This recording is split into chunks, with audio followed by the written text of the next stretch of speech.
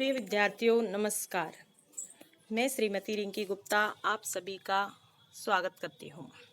आज हम गद्य विधा के विषय में जानेंगे कि गद्य के विषय में ये उक्ति गद्यम कवीनाम निक्सम वदन्ति यह क्यों प्रसिद्ध है। गद्यम कवीनाम निक्सम वदन्ति इस उक्ति का अर्थ होता है कि गद्य कवियों की कसौटी कहलाती है। अब क्यों कहलाती है तो इसके विषय में पहले हम ये जानते हैं कि कवि कितने प्रकार की काव्यों की रचना करते हैं।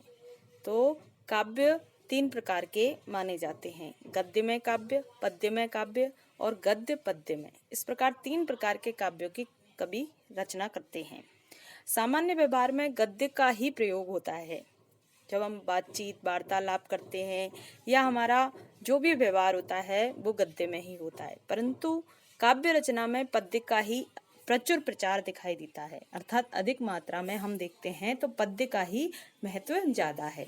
इसका कारण भी है कि पद्य में छंदों व संगीतात्मकता के योग से अचानक ही सहजता से ही माधुर्य उत्पन्न हो जाता है। यदि पद्य में अलौकिक रस भावादि नहीं भी हों तो भी छंदों की लय से उसमें श्रवण सुखद आह्लादक निनाद उत्पन्न हो जाता है। अर्थात अगर पद्य विधा में भाव रस आदि थोड़े हीन भी हों, कम हों, तो भी जो छंदों की लय होती है वो हमें सुनने में सुखद होती है, हमें आह्लादक प्रसन्न कर देती है। और ऐसा जो मधुर निनाद होता है हो जाता है, उससे न केवल सहृदय लोग ही यानी कि जो उच्च कोटि के कवि हैं वो ही, अपितु साधारण लोग भी आनंद प्राप्त करते हैं उस छंद की मधुर लय के कारण।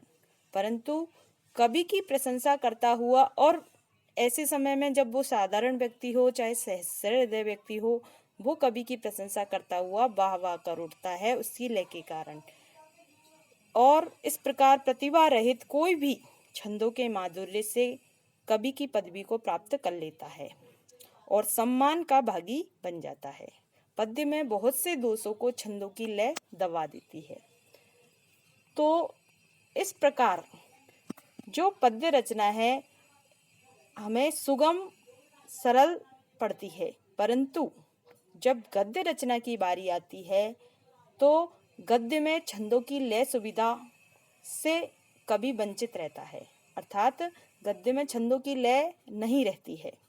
गद्य रचनाकार छंद की आड़ लेकर के अपने भाव रसों की व्यंजना, उसकी कल्पना शक्ति, शब्द चयन की जो पटुता है आदि सभी से संबंधित जो उसकी दुर्बलता है वो उसे छुपा नहीं सकता है। जिस प्रकार सुवर्ण का खरा खोटापन कसौटी के पत्थर पर कसकर परखा जाता है, उसी प्रकार कवि की प्रतिभा की परीक्षा गद्य रचना में होती है। तो गद्य रचना में क्यों होती है? वो इसलिए होती है क्योंकि गद्य रचना में कवि तभी प्रशंसा का पात्र बन सकता है जबकि उसकी समग्र रचना अनुपम हो, आकर्षक हो, भावपूर्ण हो और कल्पना सौंदर्य से मंडित हो।